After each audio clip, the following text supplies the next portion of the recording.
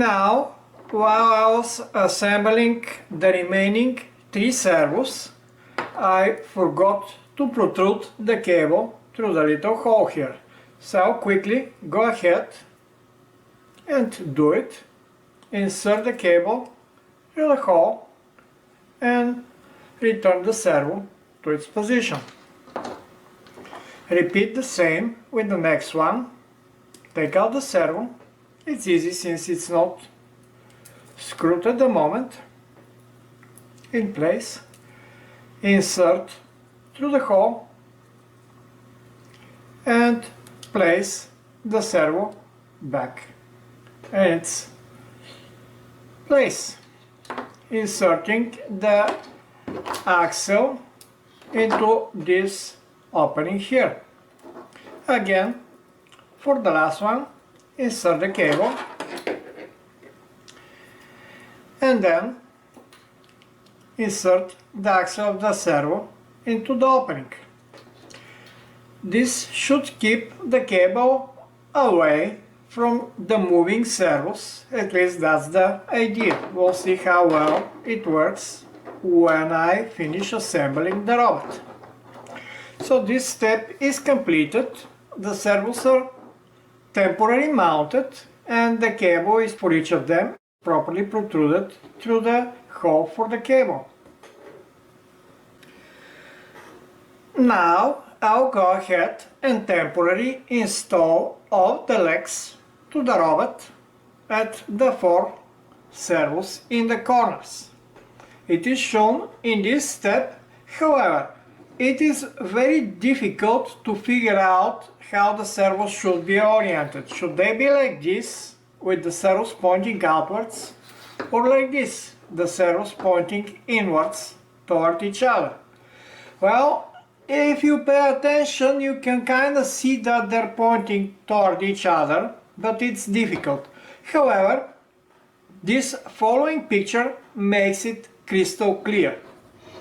As you can see, it should be exactly as I have placed the different legs. So the servos should indeed point inward toward each other. And I'll go ahead, temporarily place each servo at its location. Since the servos are not yet centered, we'll do that just temporarily to get the robot to stay in shape while we're connecting all of the wires.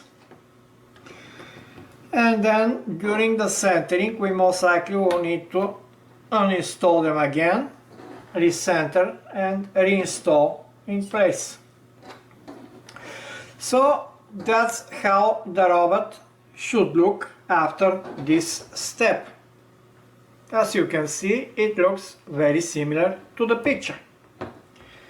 Now that we have done that, the remaining step is to connect the wires from the corresponding servos to the corresponding remaining connectors. They're all labeled. It's a bit difficult to see since the signs are small. Just remember the label. I was reading the manual and yes, it says that the label is next to the pin where the orange cable is supposed to go. But it's very easy to follow the rule. The brown is to the outside of the robot. That's all you need to remember. And for now, don't need to organize the cables since we will be reinstalling the servos, and that's when I will make sure there is no clutter. So all you need to do is the corresponding servo to the corresponding connector closest to the servo. So this one goes here with the brown to the outside, which is the ground, and orange toward the controller, which is the signal. This one to this connector, the closest to it. This one again to the closest connector. There is quite a lot of clutter here. Again, brown to the outside of the robot, further away from the controller.